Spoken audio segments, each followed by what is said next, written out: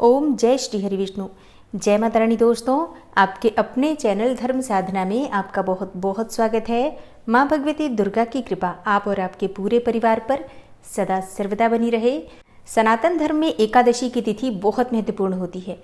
भगवान श्री हरि विष्णु को समर्पित होती है, जो कि जगत के पालनहार होते हैं, और इनकी पूजा आराधना एकादशी तिथि के दिन करने से किसी भी प्रकार की मनोकामना होती है, निश्चित ही आपकी मनोकामना पूर्ण होती है। और किसी भी प्रकार की परेशानी आपके जीवन में हो या फिर जाने अनजाने में किए गए जो पाप कर्म होते हैं, चाहे वो इस जन्म के हों या फिर पूर्व जन्म के हों, समस्त प्रकार के पाप कर्मों से मुक्ति मिल जाती है। शास्त्रों के अनुसार एकादशी तिथि के दिन जगत के पालनहार भगवान श्री हरि विष्णु की पूजा आराधना करने से मनुष्य को सभी प्रकार के सुखों की प्राप्ति होती है और मरणोपरांत वैकुंठ लोक की प्राप्ति होती है, यानी कि मोक्ष की प्राप्ति होती है। इसलिए एकादशी के व्रत को मोक्षदायिनी व्रत माना गया है। वैशाख मास की शुक्ल पक्ष की एकादशी के दिन भगवान श्री हरि विष्णु ने मोहिनी अवतार लिया था, और इसलिए इस एकादशी को मोहिनी एकादशी कहा जाता है। और शास्त्रों में मोहिनी एकादशी के व्रत को अत्यंत ही श्रेष्ठ व्रत माना गया है। तो आज की वीडियो में आप जानेंगे कि मोहिनी एकादशी कब है, एकादशी की तिथि कब प्रारंभ हो रही है, कब समाप्त हो रही है, व्रत आपको कब धारण करना है, और पारण करने का यानी कि व्रत खोलने का शुभ मुहूर्त क्या है, द्वादशी तिथि कब प्रारंभ होगी, कब समाप्त होगी, मोहिनी एकादशी व्रत का महत्व क्या होता है, पूजा विधि क्या होती है, और आज के दिन किन मंत्रों का जप करना चाहिए, किस प्रकार से तुलसी की पूजा करनी चाहिए, और तुलसी का पत्ता किस दिन हमें तोड़ना चाहिए। और हाँ, एकादशी के दिन किन नियमों का पालन करें, किस प्रकार से व्रत करें, कौन सी पूजा करें, कौन सा उपाय करें, जिससे कि इस व्रत का संपूर्ण फल हमें प्राप्त हो।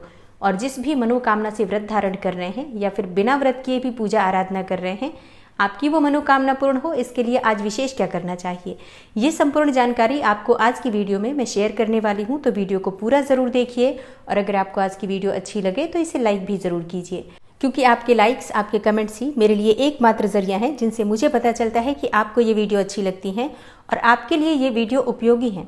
तो अगर वीडियो अच्छी लगती है तो लाइक तो ज़रूर ही किया करें। इसके साथ ही कमेंट बॉक्स में माता रानी के नाम का जयकारा भी ज़रूर लगाएं, इससे आपको सकारात्मक ऊर्जा की प्राप्ति होती है।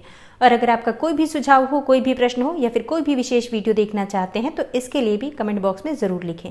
और चैनल पर पहली बार आए हैं, अगर अभी तक आपने चैनल को सब्सक्राइब नहीं किया है तो आज की वीडियो अगर आपको अच्छी लगे तो चैनल को सब्सक्राइब ज़रूर कर लीजिए और बेल बटन को भी प्रेस कर लीजिए। तो इससे ये होगा कि इस चैनल पर जो भी नई वीडियो अपलोड होंगी उनकी जानकारी आपको सही समय पर प्राप्त होगी। बात करते हैं सबसे पहले कि एकादशी की तिथि कब प्रारंभ हो रही है, कब समाप्त हो रही है, और व्रत आपको कब धारण करना है। देखिए, एकादशी तिथि प्रारंभ हो जाएगी 30 अप्रैल की रात्रि में 8:29 पर, और समाप्त होगी 1 मई को रात्रि में 10:10 पर। तो सूर्योदयकालीन तिथि हमें एकादशी की प्राप्त हो रही है 1 मई को, यानी कि सोमवार के दिन। इसलिए 1 मई यानी कि सोमवार के दिन मोहिनी एकादशी का व्रत रखा जाएगा। और बात करें कि मोहिनी एकादशी व्रत का पारण हमें कब करना है, तो देखिए, एकादशी व्रत का पारण हमेशा द्वादशी तिथि में किया जाता है, और द्वादशी तिथि प्रारंभ हो रही है 1 मई को रात्रि 10:10 पर, और समाप्त होगी 2 मई को रात्रि में 11:18 पर। तो ऐसे में 2 मई को व्रत का पारण करना है, यानी कि व्रत खोलना है। तो 2 मई को सुबह 5:40 से सुबह 8:19 तक आप अपना व्रत खोल सकते हैं, व्रत का पारण कर सकते हैं। तो एकादशी का व्रत 1 मई 2023 यानी कि सोमवार के दिन रखा जाएगा, और 10वीं तिथि के नियम का पालन हम करेंगे 30 अप्रैल को। तो 30 अप्रैल को यानी कि रविवार के दिन आप बिल्कुल शुद्ध और सात्विक भोजन लेंगे। भोजन में लहसुन, प्याज, मांस, मदिरा, इन सब चीज़ों का आप त्याग करेंगे। मसूर की दाल, शाक, टमाटर और गाजर, मूली, बैंगन, ये सब चीज़ें भी 10वीं तिथि के दिन आपको नहीं खानी चाहिए। और चावल का भी त्याग कीजिए अगर आप एकादशी का व्रत धारण करते हैं तो।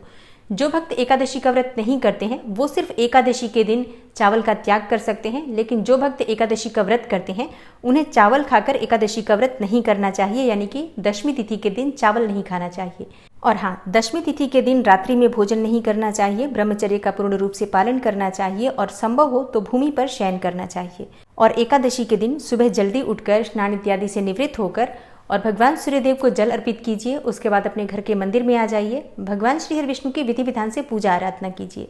और हाँ, अगर आप व्रत धारण कर रहे हैं एकादशी का, तो भगवान श्री हरि विष्णु के सामने शुद्ध घी का दीपक जलाकर और अपने दाहिने हाथ में जल और पुष्प लेकर व्रत का संकल्प ले लीजिए कि आज आप मोहिनी एकादशी का व्रत धारण कर रहे हैं। अगर आप किसी विशेष मनोकामना से व्रत धारण कर रहे हैं तो अपनी मनोकामना भी भगवान श्री विष्णु के सामने कहिए और उनसे प्रार्थना कीजिए कि आपकी मनोकामना पूर्ण हो। व्रत में, पूजा पाठ में जाने अनजाने कोई गलतियां हो जाती हैं, उसके लिए क्षमा प्रार्थना कर लीजिए। और संकल्प लेने के बाद आपके हाथ में जो सामग्री है भगवान श्री विष्णु के चरणों में अर्पित कर दीजिए। उसके बाद विधि विधान से भगवान श्री विष्णु की पूजा आराधना कर सकते हैं। जैसे कि अगर आपके पास विग्रह है तो आप उनका अभिषेक कर सकते हैं, और अगर आपके पास भगवान श्री विष्णु का कोई भी विग्रह नहीं है, मतलब मूर्ति नहीं है, तो ऐसे में आप क्या करेंगे, आप फोटो पर ही, जैसे कि लक्ष्मी नारायण की जो फोटो होती है उसी पर स्नान का भाव करते हुए जल या फिर पंचामृत के छींटे देकर भी आप भगवान श्री विष्णु का अभिषेक कर सकते हैं। और हाँ, अगर आपके पास शालिग्राम की शिला है, लड्डू गोपाल जी हैं, तो ऐसे में आप उनका विधि विधान से पंचामृत से या फिर कच्चे दूध में केसर मिलाकर या फिर सिर्फ कच्चे दूध से भी आप भगवान श्री विष्णु का अभिषेक कर सकते हैं। सिर्फ जल से भी भगवान श्री विष्णु का अभिषेक कर सकते हैं। जैसे जल में थोड़ी सी हल्दी मिला लीजिए या फिर तुलसी के पत्ते डाल लीजिए और इसी से भगवान श्री विष्णु का आप अभिषेक कर सकते हैं। और अभिषेक करने के बाद भगवान श्री विष्णु को पीले वस्त्र अर्पित करें, पीले पुष्प अर्पित करें, उन्हें ऋतु फलों का भोग अर्पित करें। चाहे तो आप सफ़ेद मिठाई का भोग लगा सकते हैं, दूध से बनी हुई मिठाइयों का भोग लगा सकते हैं, खीर का भोग लगा सकते हैं। और हाँ, भगवान श्री विष्णु को जो भोग अर्पित किया जाता है उसमें तुलसी का पत्ता ज़रूर होना चाहिए, तभी भगवान श्री विष्णु उस भोग को स्वीकार करते हैं। लेकिन एकादशी के दिन तुलसी के पत्ते तोड़ने नहीं चाहिए, तो इसलिए तुलसी का पत्ता आप एक दिन पहले ही तोड़कर रख सकते हैं। अब जैसे कि इस बार दशमी तिथि के दिन रविवार भी है, तो रविवार के दिन भी तुलसी के पत्ते नहीं तोड़े जा सकते हैं। तो आज यानी कि 29 अप्रैल को तुलसी के पत्ते तोड़कर रख लीजिए। संध्या काल होने के बाद तुलसी के पत्ते नहीं तोड़ सकते हैं, इसलिए संध्या काल होने से पहले तुलसी के पत्ते तोड़ लीजिए। और हाँ, जैसे कि कई भक्तों के प्रश्न आते हैं कि उन्होंने तुलसी के पत्ते नहीं तोड़े हैं, तो ऐसे में क्या करें। देखिए, तुलसी के नीचे जो गिरे हुए पत्ते होते हैं ना, सूखे पत्ते हों तब भी आप उनका प्रयोग कर सकते हैं, या फिर अगर आपके पास तुलसी की माला हो तो भगवान श्री विष्णु के पास तुलसी की माला रख दीजिए, या जो भी भोग आप लगाते हैं उससे तुलसी की माला स्पर्श कराकर भी भोग लगा सकते हैं। लेकिन एकादशी के दिन, रविवार के दिन तुलसी के पत्ते भूल से भी नहीं तोड़ने चाहिए। और हाँ, एकादशी के दिन तुलसी में जल नहीं देना है, सिर्फ दीपदान करना है। इसके अलावा आप पीपल के वृक्ष में भी दीपदान कर सकते हैं। पीपल में आप चाहें तो थोड़ा सा कच्चा दूध अर्पित कर सकते हैं, जल अर्पित कर सकते हैं, जल में थोड़ी हल्दी मिलाकर अर्पित कर सकते हैं।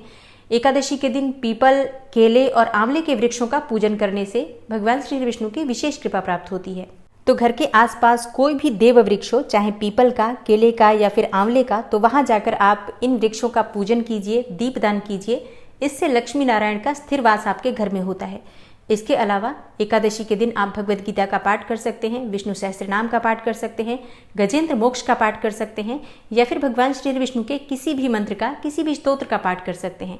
आज के दिन पूरे समय अगर आप ओम नमो भगवते वासुदेवाय नमः इस मंत्र का उच्चारण मन ही मन या फिर बोलकर या फिर माला द्वारा जैसे भी संभव हो करते हैं, तो इससे भगवान श्री विष्णु की असीम कृपा आपको प्राप्त होती है। और हाँ, एकादशी के दिन भूल से भी किसी की निंदा नहीं करनी चाहिए, क्रोध नहीं करना चाहिए, तामसिक चीज़ों का सेवन नहीं करना चाहिए। मतलब अगर आप व्रत नहीं भी करते हैं तब भी आज के दिन आपको चावल नहीं खाना चाहिए, लहसुन, प्याज, मांस, मदिरा इन चीज़ों का सेवन नहीं करना चाहिए। पूरे समय भगवान श्री विष्णु के नाम का, मंत्र का स्मरण कीजिए। आज विधि विधान से भगवान श्री विष्णु की पूजा कीजिए, तो बिना व्रत किए भी आपको व्रत के समान ही पुण्यफल प्राप्त होता है। और जो भक्त व्रत करते हैं उन्हें तो विशेष रूप से आज ध्यान देना चाहिए, किसी से भी झूठ नहीं बोलना चाहिए, किसी को अपशब्द नहीं कहना चाहिए, किसी के भी बारे में गलत शब्दों का प्रयोग नहीं करना चाहिए। इसलिए शास्त्रों में कहा गया है कि एकादशी के दिन कम बोलना चाहिए, मौन व्रत धारण करना चाहिए। मतलब कम से कम बोलें, जब ज़रूरत हो तभी बोलना चाहिए, ताकि गलती से भी कोई गलत शब्द ना निकल जाए। क्योंकि इन कार्यों को करने से हमारे किए गए व्रत का, पूजा का संपूर्ण फल हमें प्राप्त नहीं होता। इसलिए इन बातों का ध्यान जरूर रखना चाहिए। जितना हो सके शुभ कर्म करना चाहिए, नाम जप करना चाहिए, भजन कीर्तन करना चाहिए और जीवों की सेवा करनी चाहिए। तो इन बातों का ध्यान रखिए। व्रत किए बिना भी आपको संपूर्ण फल प्राप्त हो जाता है, और जो लोग व्रत करते हैं उन्हें व्रत का कई गुना फल प्राप्त होता है। उम्मीद करती हूँ आज की वीडियो से आपको लाभ अवश्य होगा। और हाँ, एकादशी व्रत के दिन व्रत की कथा जरूर सुननी चाहिए। तो इस चैनल पर भी आपको व्रत की कथा की वीडियो मिल जाती है, जरूर सुना करिए। और आने वाली वीडियो में प्रदोष व्रत और पूर्णिमा से संबंधित भी संपूर्ण जानकारी आपको मिलने वाली है। इसके अलावा अगर आप रविवार का व्रत करना चाहते हैं तो रविवार व्रत से संबंधित संपूर्ण जानकारी की वीडियो भी आपको थोड़ी देर में मिलने वाली है।